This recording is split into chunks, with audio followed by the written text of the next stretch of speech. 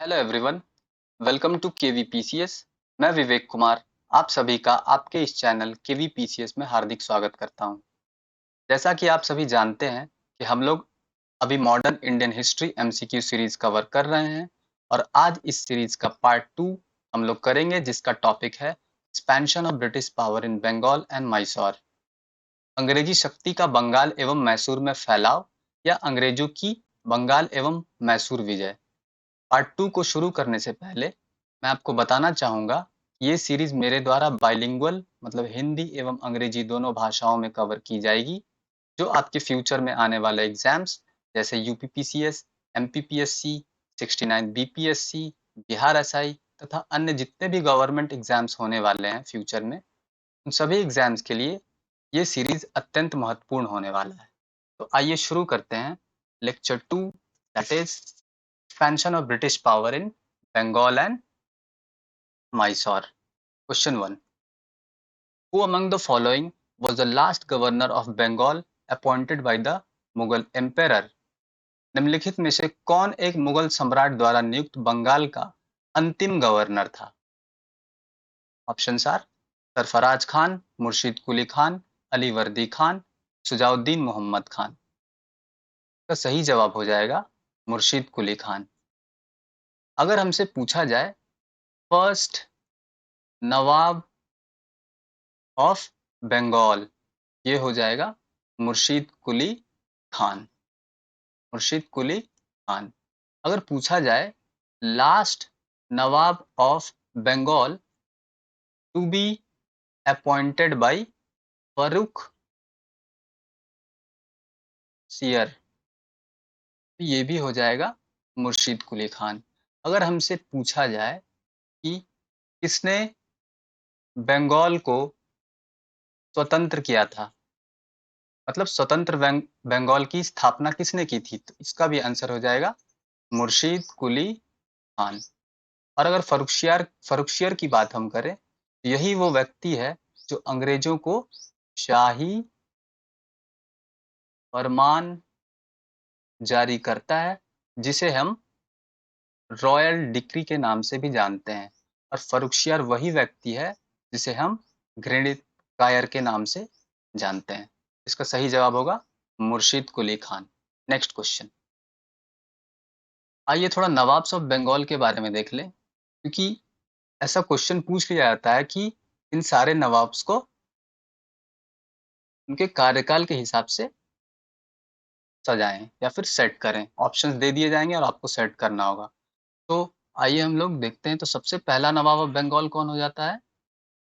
Is मुर्शिद कुली खान। तो याद रखना है मुर्शिद कुली खान, फिर सुजाउद्दीन, फिर सरफराज खान, फिर अली वर्दी खान, फिर सिराजुद्दौला, फिर मीर जाफर, के बाद मीर कासिम। अगर पूछा जाए अंतिम गवर्नर कौन था, सॉरी अंतिम नवाब कौन था, ये हो जाएगा बारक उद दौला। बात करें मुर्शिद कुली खान की, तो मुर्शिद कुली खान वही व्यक्ति है जो स्वतंत्र बंगाल की स्थापना करता है।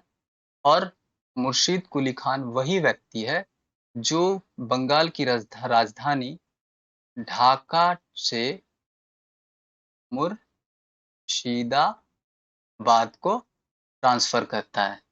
मुर्शिदाबाद को हम मकसूदाबाद के नाम से भी जानते हैं। तो ये रहा मुर्शिद कुली खान। अगर हम बात करें सुजाउद्दीन और सरफराज खान का, तो वो उतना इम्पोर्टेंट है नहीं। आइए बात करते हैं अली वर्दी खान।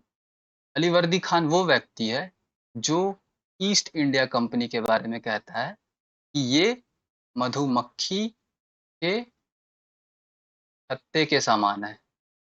जैसा कि हम जानते हैं, अगर हम मधुमक्खी के छत्ते को छेड़ते हैं तो वो हमें छोड़ेंगे नहीं, और अगर उसे हम प्यार से रखते हैं तो वो हमें कहीं ना कहीं शहद दे ही देंगे। इसी का कंपैरिजन अली वर्दी खान ईस्ट इंडिया कंपनी का मधुमक्खी के छत्ते से करता है। वो कहता है कि अगर ईस्ट इंडिया कंपनी को आप नहीं छेड़ते हो, तो ज़ाहिर-सी बात है वो हमें कुछ न कुछ पैसे दे ही दिया करेंगे और अगर हम उसे छेड़ देते हैं, वो हमारा बहुत ज़्यादा नुकसान करा सकते हैं। तो किसने कहा मधुमक्खी के छत्ते अंग्रेज़ों की तुलना मधुमक्खी के छत्ते से किसने करी? अलीवर्दी खान ने। और एक इम्पोर्टेंट बात है, ये बहुत चतुर व्यक्ति था। इसने पहले ही 2 करोड़ रुपए मुगल्स को पहुँचाकर आगे मुगल्स को पैसा पहुँचाना बंद कर दिया था। आखिर अलीवर्दी खान नवाब बनता कैसे है? एक युद्ध होता है, किसके-किसके बीच में? सरफराज खान और अलीवर्दी खान के बीच में, जिसे हम गिरिया का युद्ध के नाम से जानते हैं, जो 1740 ईस्वी में होता है। इस तरह हमने अलीवर्दी खान के बारे में जान लिया। आइए अब बात करते हैं super important that is Sirajuddaula. Sirajuddaula की बात अगर हम करते हैं तो हमें एक ही चीज़ इसमें याद रखना है कि इसमें बैटल ऑफ प्लासी मीर जाफ़र की बात करें, इसे हम याद रख सकते हैं धोखेबाज। अगर हम मीर कासिम की बात करें, इसके काल में बैटल ऑफ बक्सर होगा। बैटल ऑफ बक्सर कब होगा? 1764 में। बैटल ऑफ प्लासी कब होगा? 1757 में। याद रखेंगे बैटल ऑफ प्लासी, सिराजुद्दौला।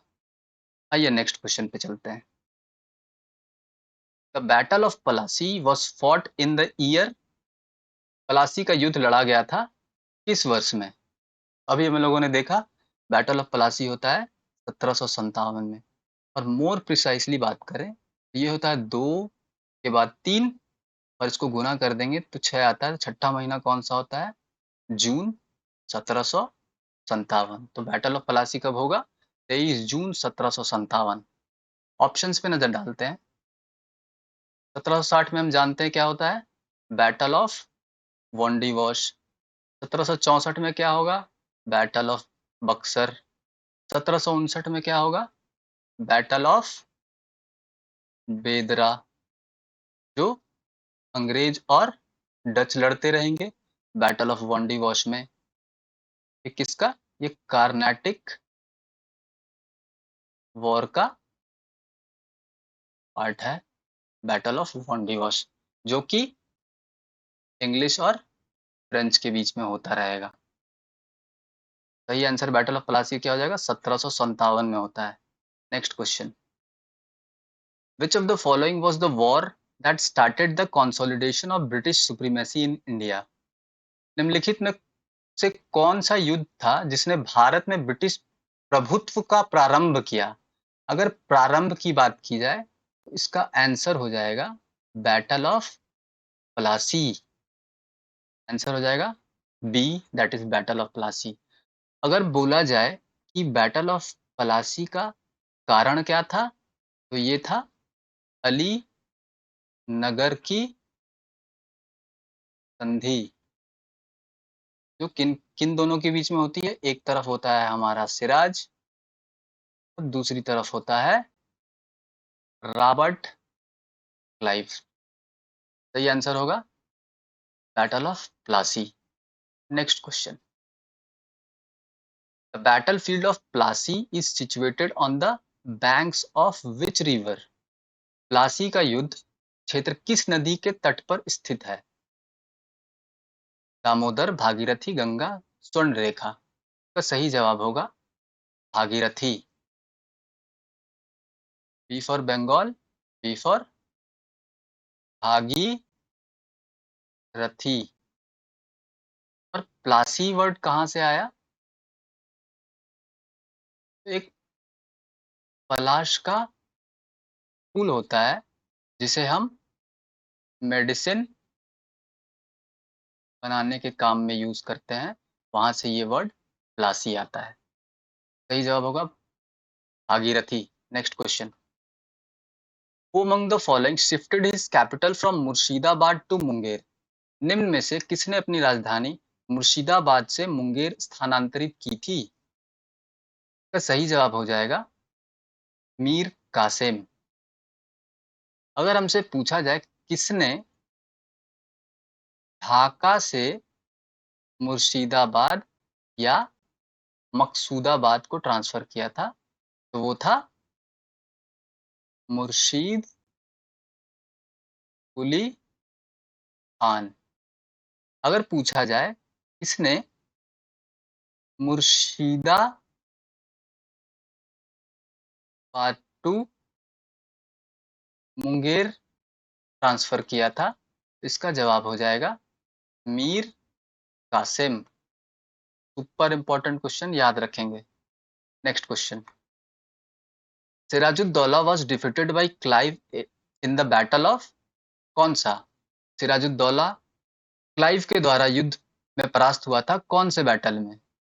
हम लोग जानते हैं 1757 में बैटल ऑफ पलासी हो जाता है, जिसमें एक तरफ होता है सिराज और एक तरफ होता है क्लाइव। तो इसका आंसर क्या हो जाएगा? बैटल ऑफ पलासी होता है रॉबर्ट क्लाइव और सिराज के बीच में, जिसमें सिराज की हार हो जाती है, क्लाइव जीत जाता है। Next question, the most decisive battle which established British supremacy in India was क्या? सबसे अधिक निर्णायक युद्ध जिसने अंग्रेजों के भारत में प्रभुत्व को संस्थापित किया था। Battle of Buxar, battle of Plassey, battle of Wandiwash, third battle of Panipat. इसका सही जवाब होगा बैटल ऑफ बक्सर, बक्सर का युद्ध। देखिए, बैटल ऑफ प्लासी में हमारे मन में ये क्वेश्चन रहता है कि शायद ब्रिटिशर्स बंगाल पे राज करें, लेकिन जब बैटल ऑफ बक्सर हो जाता है 1764 में, तो ये सिद्ध हो जाता है कि अब बंगाल पर अंग्रेज का ही शासन होगा। सही जवाब होगा बैटल ऑफ बक्सर, जिसने भारत में प्रभुत्व संस्थापित किया, किनका? ब्रिटिशर्स का। Next question, who was the founder of British empire in India? Bharatvarsha में ब्रिटिश साम्राज्य का संस्थापक कौन था? तो संस्थापक वही होगा जो battle of Plassey plus battle of Buxar में इंपॉर्टेंट रोल अदा करेगा। तो इसका सही जवाब हो जाएगा रॉबर्ट क्लाइव, ए। अगर हम बात करें हेक्टर मुनरो की, तो Hector Munro battle of Buxar में लीड करता है युद्ध को। और अगर हम वेंसीटार्ट की बात करें, तो ये बैटल ऑफ बक्सर में as a governor of Bengal में अपॉइंटेड रहता है।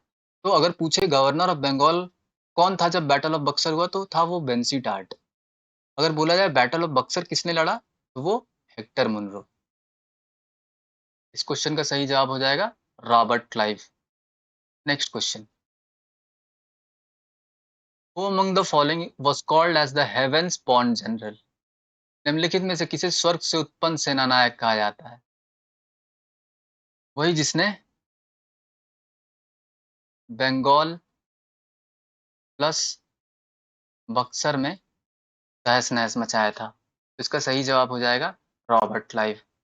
स्वर्ग से उत्पन्न सेनानायक किसे कहते हैं? रॉबर्ट क्लाइव को। Next question, where is the battle field of Plassey located? Bihar, Andhra Pradesh, Orissa, West Bengal. ये हम सभी को पता है, ये वेस्ट बंगाल में है। सही जवाब होगा पश्चिम Bengal. Next question,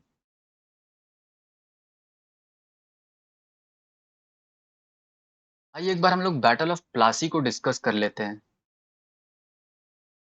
battle of Plassey होता कब है? 23 जून, फिल इन द ब्लैंक्स में भर लेते हैं 1757।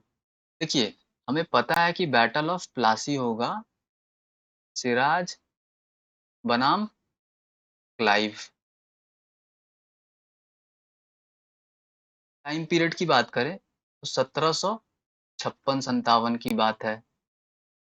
और इधर बात कर लें, इधर 1756 से 1763 तक 1763 तक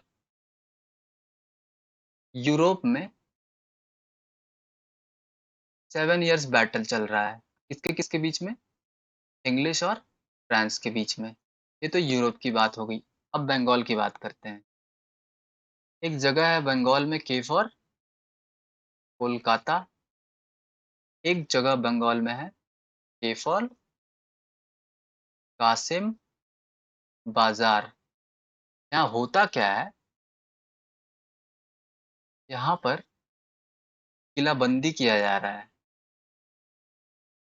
किलेबंदी का कारण क्या है? तो 7 ईयर ऑफ यूरोप बैटल। तो कोलकाता में भी किलाबंदी हो रहा है और कासिम बाजार भी में भी किलाबंदी हो रहा है। कोलकाता में कौन कर रहे हैं? अंग्रेज। कासिम बाजार में कौन कर रहे हैं? फ्रेंच। ये चीज सिराज को पता चलता है कि यहाँ पे फोर्टिफिकेशन हो रहा है, मतलब किलाबंदी किया जा रहा है अंग्रेजों और फ्रांसीसियों के द्वारा। सिराज कहता है कि अब इन दोनों को किलाबंदी करने मना किया जाए। तो ये यहाँ पे मैसेज भिजवाता है कि आप कर दो किला, आप फोर्टिफिकेशन करना बंद कर दो। तो फ्रांसीसी तो मान जाते हैं लेकिन अंग्रेज नहीं मानते हैं। सिराज का हो जाता है दिमाग खराब। वो कहता है कि अब अटैक करना है इस पे, कलकत्ता पे। तो होता क्या है? इस वक्त काल है जून 1756। ओके। तो अटैक जैसे ही करने के लिए वो कहता है, तो जहाँ कलकत्ता में फोर्टिफिकेशन हो रही थी उस जगह में जितने भी लोग थे, वो एक द्वीप है जिसका नाम है फुल्टा द्वीप, मतलब फुल्टा आइलैंड, वहां चले जाते हैं। जितने लोग वहां बच जाते हैं उन्हें सिराज एक हॉल, मतलब कमरे में बंद कर देता है। और कितने लोग हैं टोटल? 146 कमरे में। 146 लोगों को बंद करके वो ताला बंद करता है और चला जाता है। जब कल उस हॉल को या कमरे को खोला जाता है, उसमें 123 लोग मारे जाते हैं और 23 लोग जिंदा बचते हैं। उन 23 लोगों में एक जिंदा व्यक्ति जिसका नाम है जॉर्ज हॉलवेल। हॉल से याद रखेंगे, हॉल, हॉलवेल, जो इस घटना के बारे में सबको बताता है और जिसे हम जानते हैं ब्लैक होल, हॉल नहीं होल, होल की घटना से। अगर हमसे पूछा जाए कि ब्लैक होल की घटना किससे संबंधित है, तो वो सिराज के केस से संबंधित है। हालांकि ये डिबेटेबल टॉपिक है। चलिए अब ऐसा जब हो जाता है तो ये है हमारा बुलंद भारत। यहाँ पे तैनात है तमिलनाडु में क्लाइव। और ये है अपना कोलकाता, जहाँ है सिराज। ये मैसेज वहां चला जाता है कि हमारी किलाबंदी को सिराज ने बंद करा दिया है और कई लोगों की वहां जाने भी गई हैं। तो क्लाइव यहाँ से चल पड़ता है कलकत्ता के लिए। कैसे? अपने पानी के जहाज से। ये तो हो गया क्लाइव की बात। अब कलकत्ता में क्या चल रहा है? तो यहाँ जहाँ फोर्टिफिकेशन हो रहा था, वहां की वहां का ताला बंद करके चाबी एक आदमी को दे दिया जाता है सिराज के द्वारा कि तुम चाबी को रखो और जैसा आगे मैं बोलूं वैसा तुम करना। लेकिन जैसे ही क्लाइव इस व्यक्ति के पास पहुंचता है, इस व्यक्ति को कुछ पैसे देकर वो चाबी उससे ले लेता है और यहाँ पे सिराज की हो जाती है हार, जीत जाता है क्लाइव। और इसी वजह से सिराज को एक ह्यूमिलिएटिंग या डिसग्रेसफुल संधि करनी पड़ती है जिसका नाम है अली नगर की संधि। सिराज का फिर हो जाता है दिमाग खराब। अब वो कहता है अब फिर से अटैक करना है। जैसा कि सिराज ने बोला कि अब फिर अटैक करेंगे, सिराज पहुँचता है प्लासी का बैटल ग्राउंड पे। वहाँ पे उसके साथ कौन है? एम फॉर मीर, जाफर, एक और शख्स हैं एम फॉर मीर, मदान, एक और शख्स हैं जिनका नाम है एम फॉर मोहन लाल, और एक जगह है बंगाल में का नाम है एम फॉर मुर्शिदाबाद। एक व्यक्ति है यहाँ पे अपॉइंटेड, का नाम है एम फॉर मीरन। ये मीरन मीर जाफर का बेटा है जिसे मीर जाफर ने यहाँ पर तैनात कर रखा है। अब लड़ाई स्टार्ट होने वाली है किसके किसके बीच में? सिराज और क्लाइव प्लस वॉटसन, जो कि आ जाते हैं, वो जो साइड तमिलनाडु से चलकर यहाँ आते हैं और अब वॉर होने वाली है। होता क्या है, इधर मात्र 2000 करीब सेनाएं रहती हैं क्लाइव और वॉटसन की, और इधर से 10 गुना ज़्यादा करीब सेना रहता है। जिसे देखकर मीर जाफर सिराज से कहता है कि सर आप एक काम करिए, ये लोग तो इतने कम नंबर्स में हैं, आप जाइए मुर्शिदाबाद, आधे घंटे में ये वॉर खत्म करके हम लोग पहुंचते हैं।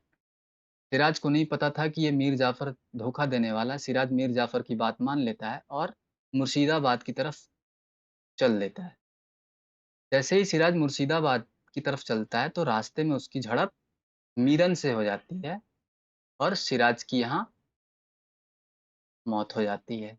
इधर मदन मोहनलाल और मीर मदन, इन दोनों की भी मृत्यु हो जाती है। बच जाता है मीर जाफर, जिसे आप देखेंगे बंगाल में अगला नवाब बनते हुए। इसमें क्लाइव का फायदा क्या हुआ? क्लाइव बनता है गवर्नर ऑफ बंगाल, वो भी फर्स्ट। अगर हमसे पूछा जाए कि फर्स्ट गवर्नर ऑफ बंगाल कौन है, ही वॉज रॉबर्ट क्लाइव। इसने सिराज की हत्या करी, मीरन ने। मीरन किसका बेटा था? मीर जाफर का। इस तरह हम लोगों ने बैटल ऑफ प्लासी को कवर किया, और अब हम लोग देखेंगे कि यहाँ से रॉबर्ट क्लाइव के बाद से भारत में गवर्नर, गवर्नर जनरल और वायसराय आने लगेंगे। इस तरह हम लोगों ने बैटल ऑफ प्लासी को समझा। चलिए अब हम लोग बढ़ते हैं नेक्स्ट क्वेश्चन पे। The battle of Buxar took place in which year? Buxar का युद्ध किस वर्ष में हुआ था? इसका आंसर हो जाएगा 1764। अगर एग्जैक्टली पूछा जाए तो 22 महीना आप बताएंगे। 1764 किनके किनके बीच में होता है? तो ये 3 लोगों के बीच में होता है। अवध के नवाब शुजाउद्दौला, बंगाल के नवाब मीर कासिम, और सर्वे सर्वा हमारे मुगल शाह आलम द्वितीय। ये तीनों मिलके लड़ेंगे इसके साथ, हेक्टर मुनरो के साथ। तो बैटल ऑफ बक्सर कब होती है? 1764 में। Next question. Which one of the following battles fought by the English east India company was the most decisive? अंग्रेजी ईस्ट इंडिया कंपनी द्वारा लड़े गए निम्नलिखित युद्धों में से कौन सा सर्वाधिक निर्णायक था? तो सही जवाब हो जाएगा बैटल ऑफ बक्सर, क्योंकि बैटल ऑफ प्लासी में ये हमें पता नहीं था कि शायद आगे शायद ही अंग्रेज बंगाल को लीड करेंगे। लेकिन बैटल ऑफ बक्सर में ये सिद्ध हो जाता है कि तीनों नवाबों को वो हराकर बंगाल में क्लाइव अपनी सत्ता स्थापित करेगा। तो बैटल ऑफ बक्सर ही मोस्ट डिसिसिव बैटल कहा जाता है ईस्ट इंडिया कंपनी के लिए। Next question, who gave the diwani of Bengal to the East India Company in 1765? 1765 में ईस्ट इंडिया कंपनी को बंगाल की दीवानी किसने प्रदान की थी? का आंसर हो जाएगा मुगल सम्राट। उस समय कौन थे? शाह आलम द्वितीय। शाह आलम द्वितीय ने ही दीवानी ऑफ बंगाल, बिहार एंड उड़ीसा अंग्रेजों के हाथ में दे दी थी। कब? 1765 में। और अगर एग्जैक्ट डेट बात करें तो 12 तारीख था। महीना क्या था ये आप प्लीज बता देंगे। Next, who was the ruler of Delhi eight the time of battle of Buxar? Buxar के युद्ध के समय दिल्ली का शासक कौन था? औरंगजेब, शाह आलम फर्स्ट, बहादुर शाह जफर, शाह आलम द्वितीय। हम लोगों ने देखा समय मुगल सम्राट या दिल्ली के सम्राट थे शाह आलम द्वितीय। सही जवाब होगा शाह आलम द्वितीय।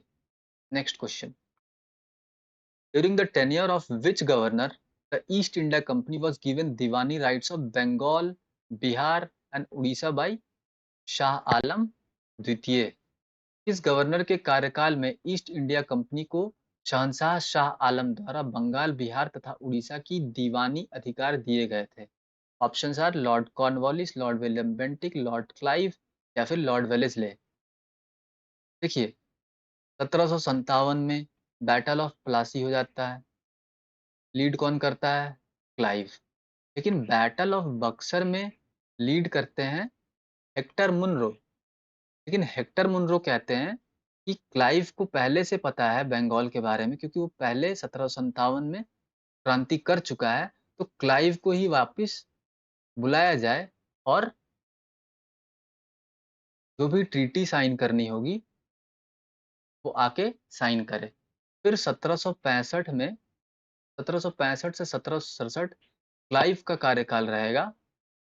इसमें दीवानी ऑफ बंगाल, बिहार एंड उड़ीसा शाह आलम से लेकर ट्रीटी ऑफ इलाहाबाद के थ्रू साइन किया जाएगा। इसका सही जवाब हो जाएगा C, that is Lord Clive. Next question, who was the nawab of Bengal at the time of battle of Buxar? Buxar की लड़ाई के समय बंगाल का नवाब कौन था? सिराजुद्दौला, मीर कासिम, मीर जाफर, नजमुद्दौला। इसका सही जवाब होगा मीर जाफर। मीर जाफर का कार्यकाल 1757 से 1760 तक रहता है, जब तक रॉबर्ट क्लाइव वहां रहता है। लेकिन जब बैटल ऑफ बक्सर 1764 में होता है तो उस वक्त Mir Qasim was unofficially appointed by अंग्रेज। लेकिन होता क्या है, उस वक्त पटना में एक बैटल हो जाता है और मीर कासिम भाग जाता है। उस समय उसको भगोड़ा घोषित कर दिया जाता है। तो जब मीर कासिम नहीं है, बंगाल में नवाब का पोजीशन खाली है, उस केस में मीर जाफर को बंगाल का नवाब बना दिया जाता है। तो पूछेगा उस वक्त जब लड़ाई चल रही थी तो एक्चुअल नवाब था कौन? Mir Jafar. Next question, emperor Shah Alam द्वितीय granted diwani of Bengal, Bihar and Orissa to East India Company in 12 August 1765, 18 August 1765, 29 August 1765, 21 August 1765। सम्राट शाह आलम द्वितीय ने ईस्ट इंडिया कंपनी को बंगाल, बिहार तथा उड़ीसा की दीवानी प्रदान की थी। कब? 12 अगस्त। किस ट्रीटी के थ्रू? Treaty of Allahabad. कितनी संधियां होंगी? पहली संधि 12 अगस्त को और दूसरी संधि 16 अगस्त। कब? 1765 में। Next question, after the treaty of Allahabad the deputy diwan of Murshidabad appointed by Robert Clive was. Allahabad की संधि के बाद रॉबर्ट क्लाइव ने मुर्शिदाबाद का उप दीवान किसे बनाया था? देखिए, 1764 में बैटल हो जाता है, 1765 में इलाहाबाद की संधि होती है। कितनी संधि होती है? 1 और 2। इस केस में क्या हो जाता है कि diwani rights of Bengal, Bihar and Orissa ये अंग्रेजों के हाथ में आ जाता है। दीवानी मतलब रेवेन्यू कलेक्शन राइट्स। तो अब रेवेन्यू कलेक्शन अंग्रेज तो डायरेक्ट कर नहीं पाएंगे, तो वो लोग अपॉइंट करने लगेंगे दीवान। तो बंगाल के दीवान, बिहार के दीवान और उड़ीसा के दीवान। तो क्वेश्चन कह रहा है कि मुर्शिदाबाद मतलब बंगाल। अगर हम बंगाल की बात करें, बंगाल में दे अपॉइंटेड मोहम्मद रजा खान। अगर पूछा जाए बिहार में रॉबर्ट क्लाइव ने किसे अपॉइंट किया था? ही वॉज किताब राय। यहाँ पूछा गया है मुर्शिदाबाद, तो इसका आंसर हो जाएगा Mohammad Raza Khan. Next question, the correct chronological order of wars fought in India in the 18th century is। 18वें सदी में भारत में लड़े गए युद्धों का निम्नलिखित में से सही कालानुक्रम कौन सा है? Battle of Plassey, battle of Buxar, battle of Wandiwash और बैटल ऑफ अंबर। आइए हम लोग यहाँ पे से खत्म कर देते हैं। बैटल ऑफ पलासी कब होता है? 1757 में। बैटल ऑफ बक्सर कब होता है? 1764 में। बैटल ऑफ वांडीवॉश कब होता है? 1760 में। और बैटल ऑफ अंबर, अंबर की लड़ाई ना, बैटल ऑफ अंबर, ये हो जाता है 1749 में। कब? जब सेकेंड एंग्लो कर्नाटिक वॉर चल रहा होता है। किनके बीच में? अंग्रेज और फ्रांसीसियों के बीच में। तो बैटल ऑफ अंबर कब हो जाएगा? 1749 में। सेट कर लेते हैं। सबसे पहले बैटल ऑफ अंबर, उसके बाद बैटल ऑफ पलासी, उसके बाद वॉन्डी वॉश, फिर बैटल ऑफ बक्सर। देख लेंगे इसका। Next, which of the following pair is correctly matched. निम्नलिखित में से कौन सा युग्म सही सुमेलित है? बैटल ऑफ बक्सर कब होता है? 1764 में। किसके किसके बीच में होता है? हेक्टर मुनरो और बंगाल, अवध और सर्वेसर्वा मुगल एम्पायर। तो ये तो क्लाइव तो था नहीं, यहाँ हेक्टर मुनरो थे, तो ये गलत हो जाएगा। बैटल ऑफ वॉन्डिवॉस फ्रेंच और ईस्ट इंडिया कंपनी के बीच में होती रहती है। कब? 1760 में। बैटल ऑफ चिलिया वाला कब होता है? ये 1849 में होता है। ये इसमें लीड कर रहे होते हैं, ये मराठा नहीं, बैटल ऑफ चिलिया वाला होगा ब्रिटिशर्स और सिखों के बीच में। ये होता कब है? 1849 में। तो ये भी गलत है। बैटल ऑफ खुर्दा, ये खुर्दा है अभी आज की डेट में उड़ीसा में। तो ये निजाम और ईस्ट इंडिया कंपनी के बीच में नहीं हुई थी। ये बैटल ऑफ खुर्दा हुआ था मराठा और निजाम के बीच में। सही जवाब हो जाएगा बैटल ऑफ वांडीवॉश। फ्रांसीसी और अंग्रेज एक साथ लड़ रहे थे। तो option 2 is the right answer.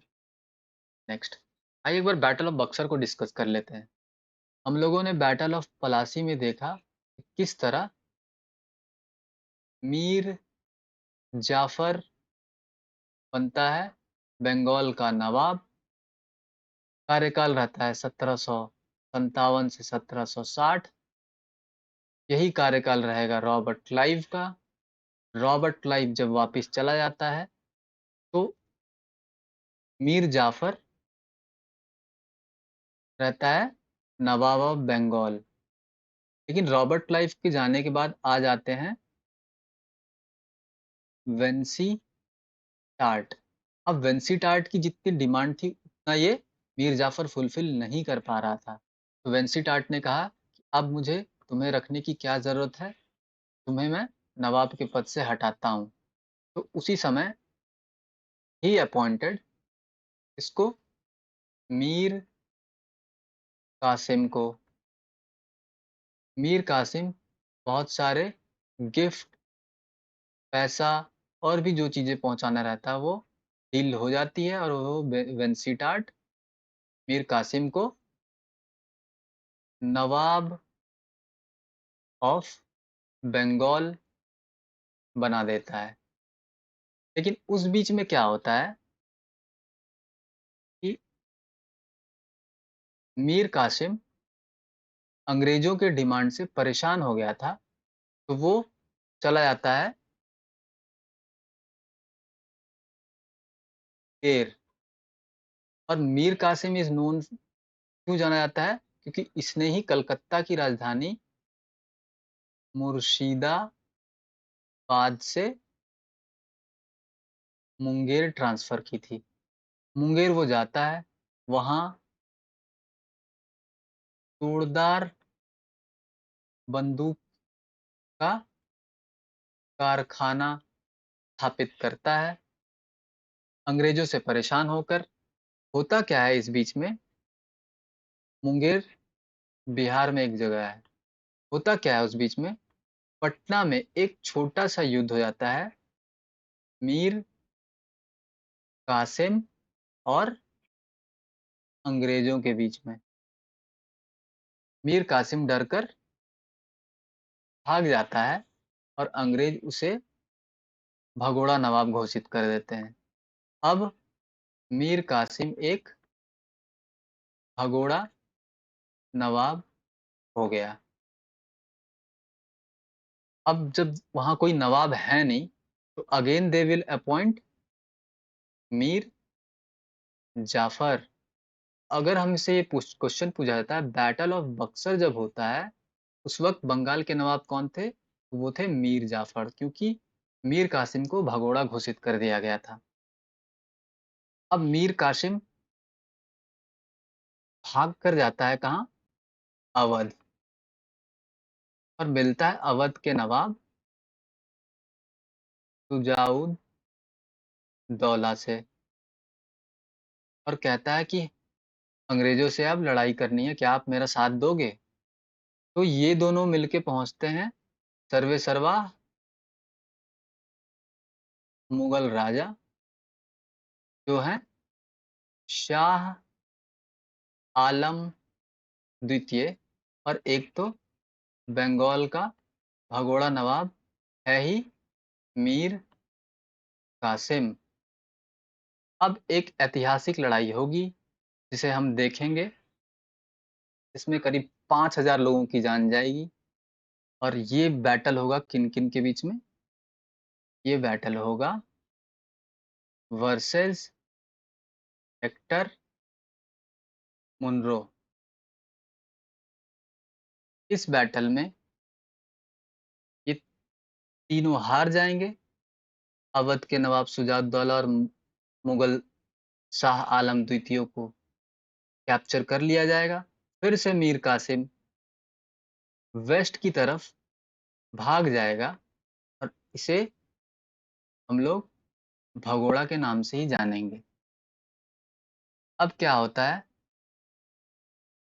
अब अंग्रेज बैटल ऑफ बक्सर जीत चुके हैं विक्टर मुनरो के नेतृत्व में। अब क्या होगा, अंग्रेज फिर से रॉबर्ट क्लाइव को भेजेंगे कि रॉबर्ट क्लाइव तुम जाओ, हम लोग 1764 का बैटल जीत चुके हैं, बक्सर एक जगह है बिहार में, वहां जाओ, दो नवाब को हम लोग कैप्चर कर रखे हैं, उनसे ट्रीटी मतलब संधियां करवानी है। तो रॉबर्ट क्लाइव वापस कब आता है भारत, 1765 में, और रहता कब तक है, 1767 तक। आते ही वो दो संधियां करेगा जिसे हम जानते हैं इलाहाबाद की संधि के नाम से, और वो जैसे ही आता है ना भारत, वो द्वैत शासन भारत में लगा बंगाल में लगा देता है। द्वैत शासन का मतलब होता है, एक है दीवानी राइट्स और एक है निजामत राइट्स। तो दीवानी राइट्स अंग्रेज अपने ही पास रख लेते हैं और निजामत बंगाल के नवाब को दे देते हैं। दीवानी मतलब जितने भी पैसे के से रिलेटेड रहेंगे केस, मतलब रेवेन्यू रिलेटेड सारे इशू दीवानी के अंडर आएंगे। और निजामत मतलब एडमिनिस्ट्रेशन, मतलब आप एडमिनिस्ट्रेशन संभालिए, जहां भी दंगा फसाद हो रहा है, जो भी सारा काम करना है बंगाल के नवाब संभालेंगे। पैसा रिलेटेड इशू अंग्रेजों के ही पास होगा। तो इसने द्वैत शासन की स्थापना करी बंगाल में, रॉबर्ट क्लाइव ने। कब करी? 1765 में। अब बात करते हैं इलाहाबाद की संधि। जैसा कि हम जानते हैं, दो संधि होती है। पहली संधि शाह आलम द्वितीय के बीच में होती है और रॉबर्ट क्लाइव के बीच में होती है। और दूसरी संधि के बीच में होती है, रॉबर्ट क्लाइव और अवध के नवाब शुजाउद दौला। पहली ट्रीटी के through diwani rights of Bengal, Bihar and Orissa का राइट्स अंग्रेज रख लेते हैं और शाह आलम को पेंशनर नवाब बनाते हैं। 26 लाख रुपए देते हैं और कहते हैं अब तुमको इलाहाबाद में ही रहना है। सेकंड ट्रीटी होती है शुजाउद्दौला के साथ, जिसमें अवध का क्षेत्र कड़ा प्लस मानिकपुर, ये क्षेत्र शुजाउद्दौला से लेकर शाह आलम द्वितीय को दे दिया जाता है। और दोनों को फाइन लगाया जाता है 50 लाख का। और इस तरह एक ऐतिहासिक बैटल, बैटल ऑफ बक्सर, जो हमें ये बता देता है अब बंगाल में राज होगा अंग्रेजों का। और बंगाल में गवर्नर भी आप लगातार आप आते देखेंगे। इस तरह हम लोगों ने खत्म कर लिया battle of Plassey, battle of Buxar. और अब हम बात करेंगे नेक्स्ट, दैट इज मैसूर की। आइए मैसूर के बारे में जानते हैं। देखिए, Mysore deals with only Hyder Ali plus Tipu Sultan. Okay, अगर मैसूर की बात की जाए तो हैदर अली और टीपू सुल्तान के बारे में हम लोग जिक्र करेंगे। A modern armoury at Dindigul Mysore 1755 was established by whom? Dindigul Mysore में एक आधुनिक शस्त्रागार किसके द्वारा स्थापित किया गया था? हैदर अली, टीपू सुल्तान, नंदराज, देवराज, इनमें से कोई नहीं। इसका सही जवाब होगा हैदर अली। अगर पूछा जाए कि बंगाल को स्वतंत्र किसने किया था, ही वॉज मुर्शीद कुली खान।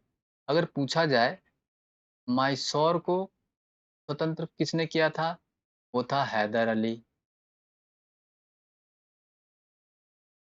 अगर पूछा जाए अवध को स्वतंत्र किसने किया था, ये थे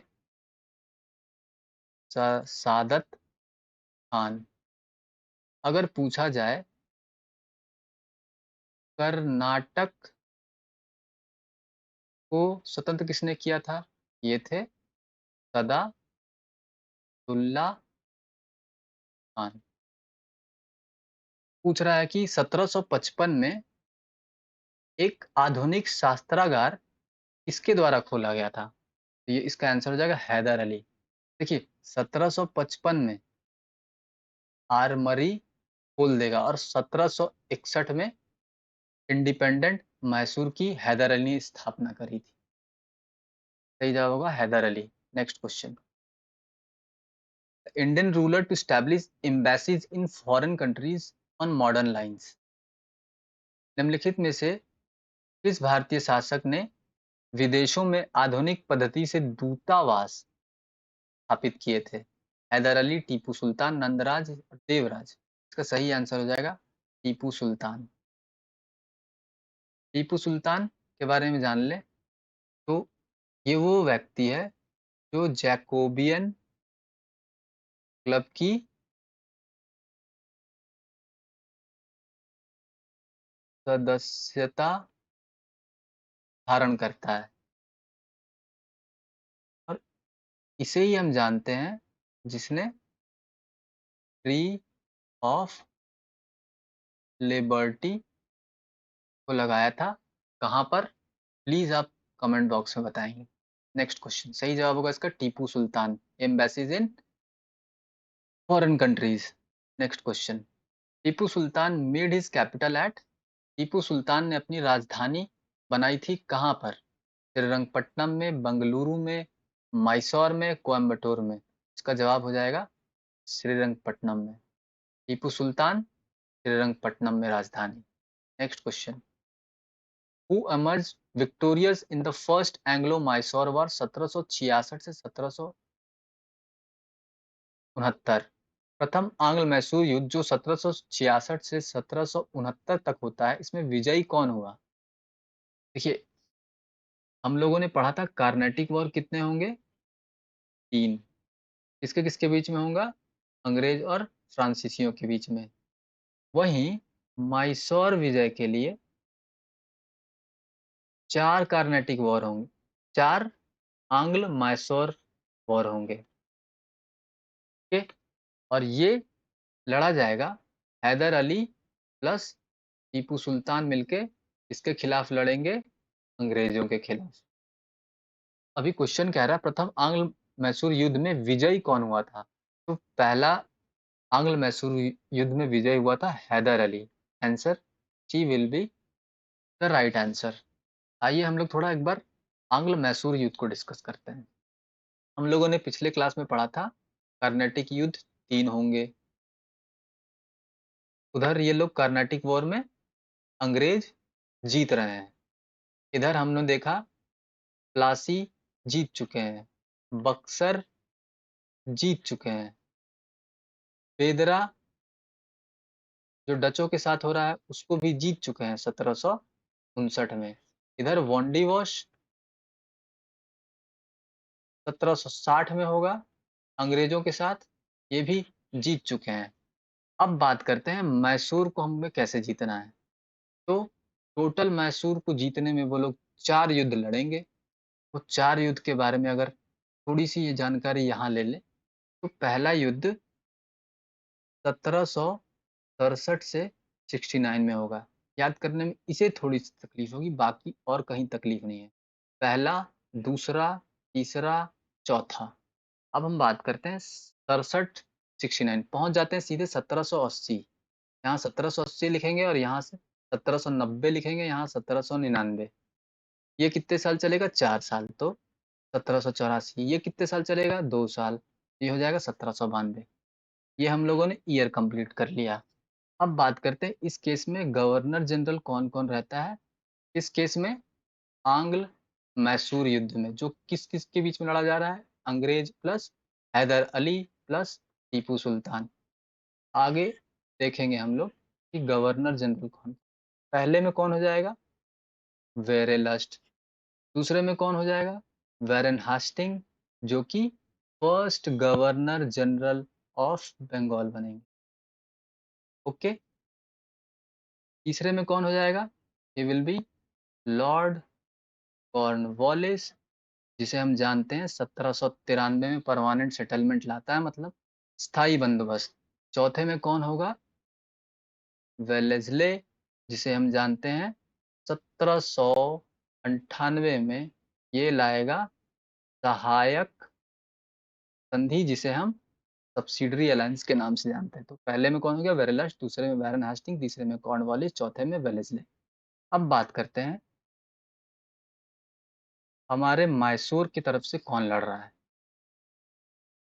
पहला वाला लड़ेगा हैदर अली, दूसरे वाले में हैदर अली की मृत्यु हो जाएगी और टीपू सुल्तान उसके बाद वॉर में एंट्री कर लेगा। तीसरा में भी टीपू लड़ेगा, चौथा में भी टीपू लड़ेगा और इसमें इसकी मृत्यु हो जाएगी। और एक चौथा कॉलम है जिसे हमें याद करना है, ट्रीटी मतलब संधि। सिंपल है, देखिए, मैड मैड्रास मतलब मद्रास, दूसरे में देखिए मैडमैन से याद रखेंगे, पैडमैन बैटमैन सब याद रहता है, तो मैडमैन भी याद कर लेंगे। पहले में मैड्रास की संधि, दूसरे में मैंगलोर की संधि, तीसरे में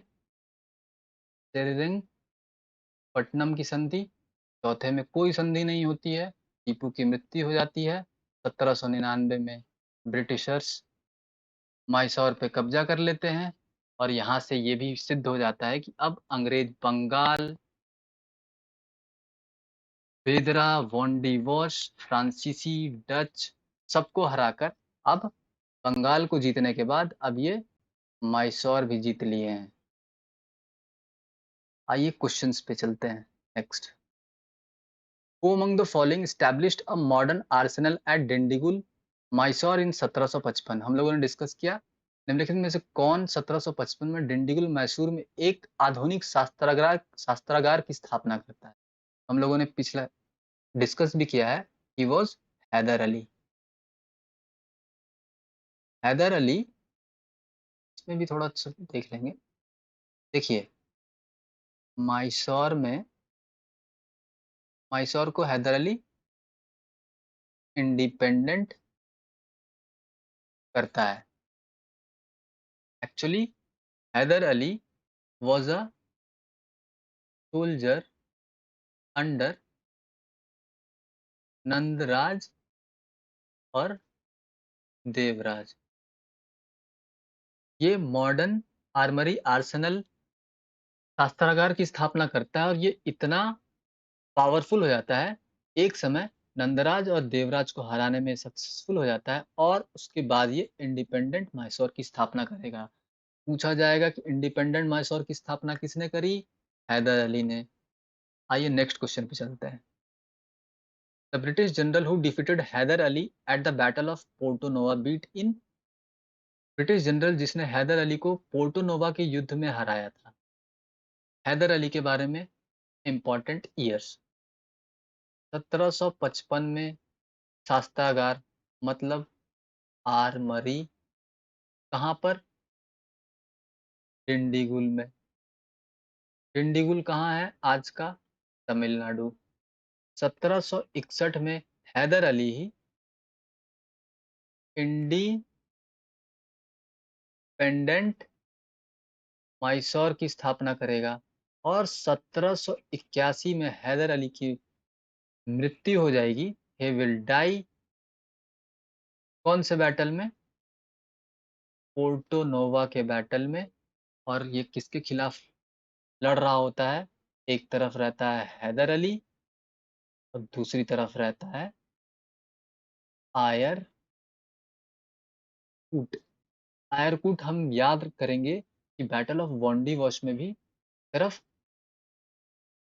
आयरकूट लड़ रहा था और एक तरफ से कैप्टन लाली लड़ रहा था। वही आयरकूट है जो हैदर अली को पोर्टो नोवा के युद्ध में जो 1781 में होगा, हैदर अली को हराएगा और हैदर अली की मृत्यु हो जाएगी। हैदर अली की मृत्यु कौन से बैटल में होती है? तो आंसर होगा second Anglo Mysore war. Tipu की मृत्यु कब होती है? Fourth Anglo Mysore war. क्या सही आंसर हो जाएगा? पोर्टनोवा के युद्ध में किसने हराया? सर आयरकूट ने। नेक्स्ट क्वेश्चन,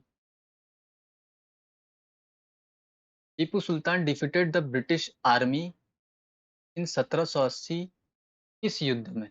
कहां पर टीपू सुल्तान ने ब्रिटिश सेना को 1780 में हराया था? कहां पर? का आंसर होगा एट पोलीलूर, मतलब पोलीलूर में ही ब्रिटिश सेना को टीपू सुल्तान 1780 में हरा देगा। नेक्स्ट क्वेश्चन, लिस्ट 1 और लिस्ट 2 को मैच करना है। ये सारे जो पीपीटी मेरे द्वारा तैयार किए जाते हैं, ये आपके रिवीजन में बहुत इम्पोर्टेंट रोल प्ले करेगा, क्योंकि बहुत मेहनत से ये पीपीटी को तैयार किया जाता है और इसे आप रिवीजन में बहुत अच्छे तरीके से यूज़ कर सकते हैं। हम लोगों ने देखा ट्रीटी ऑफ इलाहाबाद कब? 1765 में। कौन से बैटल के बाद? बैटल ऑफ बक्सर के बाद। कब? 1765 में। Treaty of Mangalore. अभी हम लोगों ने पढ़ा कि 4 एंग्लो मैसूर वॉर होंगे, पहले में मद्रास की संधि, दूसरे में मंगलौर की संधि, तीसरे में श्रीरंगपट्टनम की संधि। और ईयर कौन सा था? तो मंगलौर की संधि कब होगी? अभी हम लोगों ने बताया था 80 पे जाके रुक जाएंगे और कब तक चलता है? 4 साल तक, 1784। तो इससे हमें याद रखना 1784 में मंगलौर की संधि। अगर सालाबाई की संधि की बात की जाए, ये 1782 में होगा और ये मराठास के टाइम पे होगा, जिसे हम नेक्स्ट लेक्चर में कवर कर रहे होंगे। और ट्रीटी ऑफ मद्रास देखा हमने कि मद्रास की संधि कब होती है? फर्स्ट एंग्लो मराठा वार में, जो 1767 से 1769, जब बैटल खत्म होगी जिस ईयर में, उसी ईयर में मद्रास मंगलौर श्रीरंगपट्टनम की संधि पर साइन किया जाएगा। इसका सही, एक सेकेंड डिलीट, ये मैच कर जाएगा फर्स्ट वाला इसके साथ, ये वाला इसके साथ, ये वाला इसके, याद ही कर लेंगे इसको। Next, Begum Samru built a famous church where. Begum Samru ने एक प्रसिद्ध चर्च का निर्माण करवाया था, वो किस जगह पे स्थित है? माउंट आबू, सरधाना, नैनीताल या Kanpur?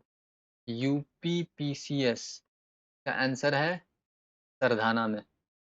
Next question, consider the following statements. Ahmad Shah Abdali defeated Ibrahim Lodi in third battle of Panipat. Panipat के तीसरे युद्ध में अहमद शाह अब्दाली ने इब्राहिम लोदी को पराजित किया था। हो ही नहीं सकता। इब्राहिम लोदी कब आया था? बाबर के समय। कौन सा battle? First battle of Panipat. ये तो हो गया गलत, क्लियर कर लेते हैं। बैटल ऑफ पानीपत पहला किसके किसके बीच में? बाबर प्लस इब्राहिम लोदी। अगर सेकंड बैटल ऑफ पानीपत की बात करें तो ये होता है द ग्रेट हेमू और अकबर। अकबर बच्चा रहता है, अकबर के साइड से लीड करते हैं कौन? वेरी सॉरी, अकबर के साइड से लीड करते हैं बैरम खान।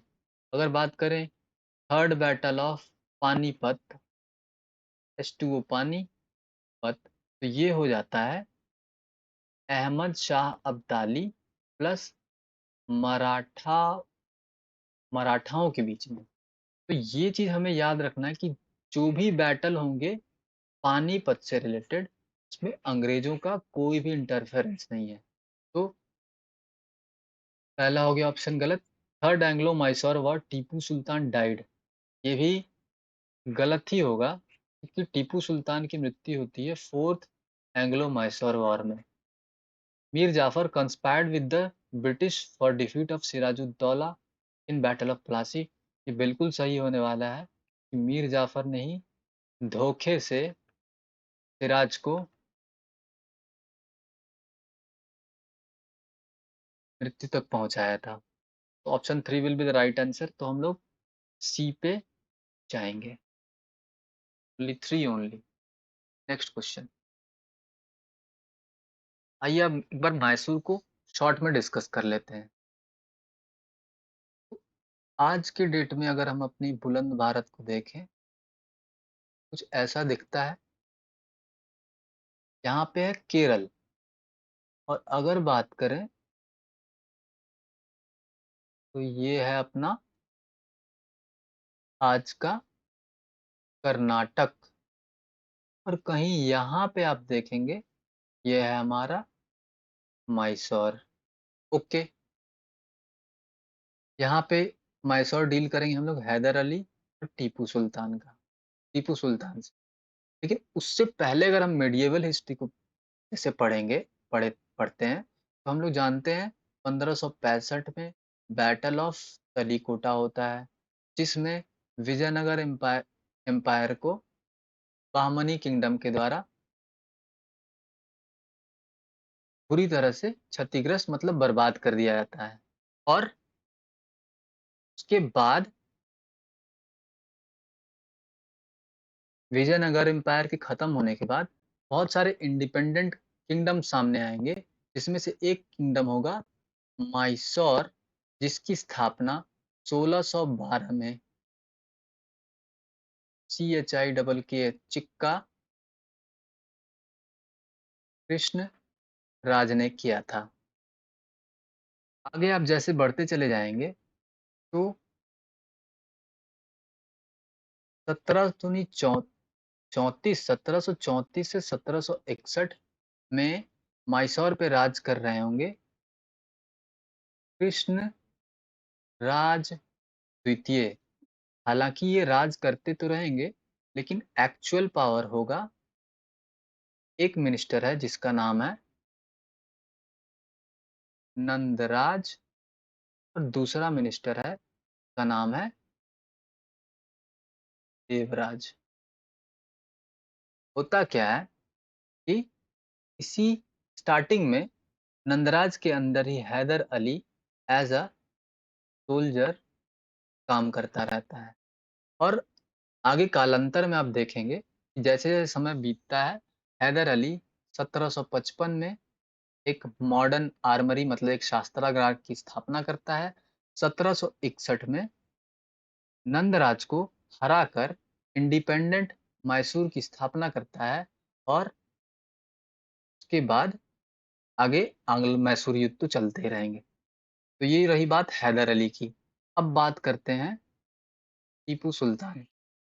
अगर हमसे पूछा जाए कितने टोटल आंग्ल मैसूर युद्ध होते हैं, तो आंसर होगा 4। कार्नाटिक वॉर कितने होते हैं, आंसर होगा 3। बैटल ऑफ पलासी कब होता है, 1757 में। बैटल ऑफ बक्सर कब होगा, 1764 में। बैटल ऑफ बक्सर के समय संधि करने किसे बुलाया गया था, रॉबर्ट क्लाइव को। बैटल ऑफ बक्सर के समय गवर्नर जनरल कौन थे, वेंसीटाट। बैटल ऑफ बक्सर एक्चुअली लड़ा किसने था, हेक्टर मनरो। आइए अब एक बार बात करते हैं, फिर से मैसूर के केस में आते हैं। हैदर अली 1755 में modern armoury at Dindigul. Dindigul आज की डेट में तमिलनाडु में है। हैदर अली ही इंडिपेंडेंट मैसूर की स्थापना करता है। अब दूसरा है टीपू सुल्तान, जिसे हम देखेंगे हैदर अली की मृत्यु के बाद आंग्ल मैसूर युद्ध में वो लड़ेगा, और वो भी अपने प्राणों की आहुति आंग्ल मैसूर युद्ध लड़ते हुए दे देगा। टीपू सुल्तान के बारे में कभी-कभी एमसीक्यूज में पूछ लिए जाते हैं कि श्री रंगपट्टनम में किसने ट्री ऑफ लिबर्टी को लगाया था, तो इसका जवाब होगा टीपू सुल्तान। अगर बात करें कि किसने फॉरेन एम्बेसी फॉरेन में एम्बेसी स्थापित की, तो ये होगा टीपू सुल्तान। किसने जैकोबियन क्लब की सदस्यता धारण की थी, ये होगा टीपू सुल्तान। कौन थर्ड एंग्लो मैसूर वॉर में फ्रांसीसी प्लस टर्की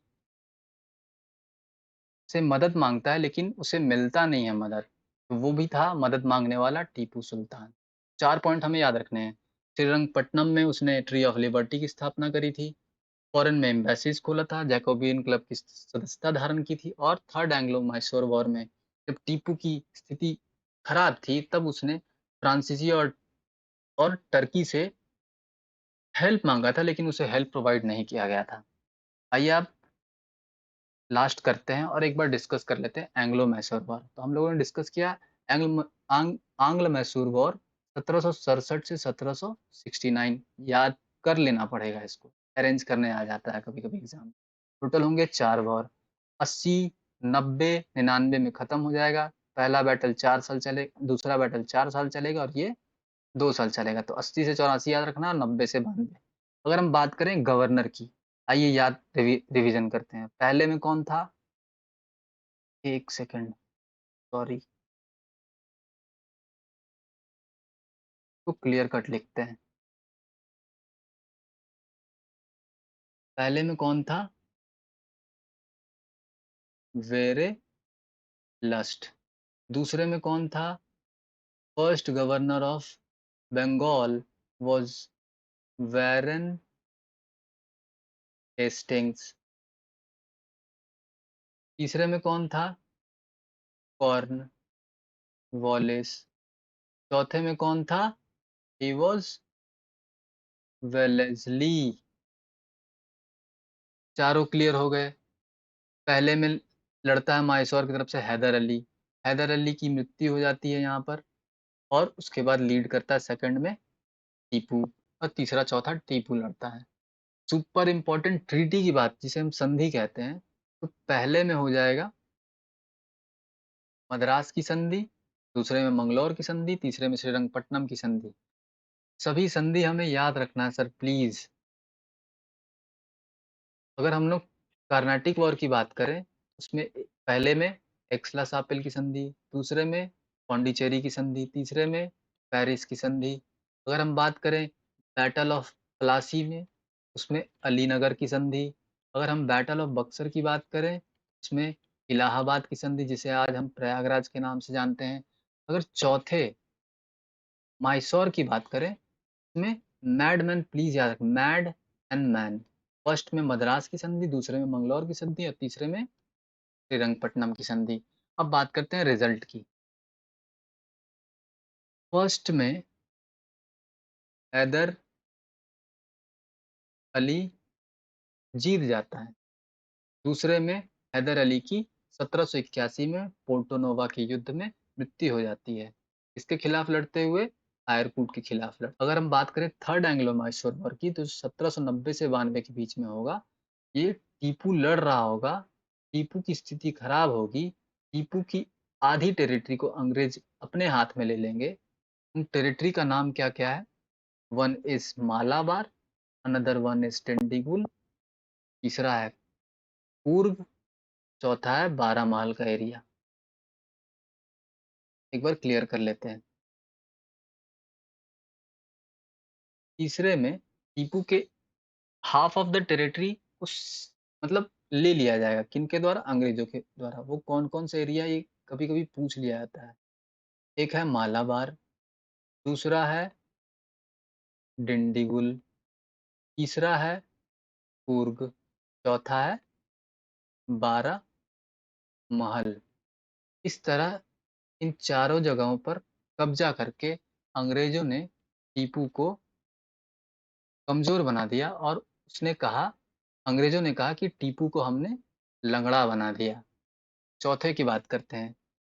वेलेस्ली है, और इस वक्त वेलेस्ली के साथ लड़ते हुए टीपू की मृत्यु हो जाएगी, और वेलेस्ली कहता है, देखो पूरा माइसौर का राजा हमारे चरणों पर गिरा है, और हम बाहरी आकर माइसौर पर विजय करके माइसौर को अब हम लीड करेंगे। इस तरह हम लोगों ने आज क्लियर किया किस तरह प्लासी की लड़ाई होती है, किस तरह बक्सर की लड़ाई होती है, किस तरह आंग्ल मैसूर की लड़ाई होती है। इससे पहले हम लोगों ने कवर कर रखा है ब्रिटिश ईस्ट इंडिया कंपनी का भारत में आगमन, जो कि लेक्चर 1 है। अगर आपने उसे नहीं देखा है तो प्लीज़ आप जाकर उसे देखें, ये आपको क्लियर हो ही जाएंगे। चलिए मिलते हैं नेक्स्ट लेक्चर में। नेक्स्ट लेक्चर में हम लोग कवर कर रहे होंगे मराठास, एंड होपफुली मराठा को कवर करेंगे। आशा करता हूँ ये सेशन आपको अच्छा लगा होगा, और अगर अच्छा लगा है तो please like, share and subscribe करना नहीं भूलेंगे। तब तक के लिए जय हिंद, जय भारत।